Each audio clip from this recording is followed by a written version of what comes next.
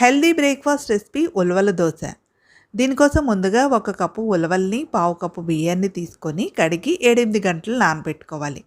ఇలా నానిన ఉలవల్ని ఒక మిక్సీ జార్ తీసుకొని మిక్సీ జార్‌లో వేసుకోవాలి. అదేవిధంగా నానబెట్టుకున్న బియ్యాన్ని కూడా వేసుకొని మెత్తగా గ్రైండ్ చేసుకోవాలి.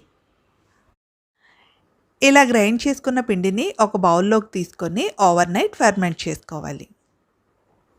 నెక్స్ట్ డే మార్నింగ్‌కి పిండి అన్నది చక్కగా ఫర్మెంట్ అయ్యి ఈ విధంగా ఉంటుంది. ఇందులో రుచికి సరిపడా ఉప్పు వేసి కలుపుకొని, దోసని వేసుకొని ఆయిల్‌తో 2 పక్కల కాల్చి తీసుకున్నామంటే ఎంతో హెల్తీ బ్రేక్‌ఫాస్ట్ ఉలవల దోస రెడీ.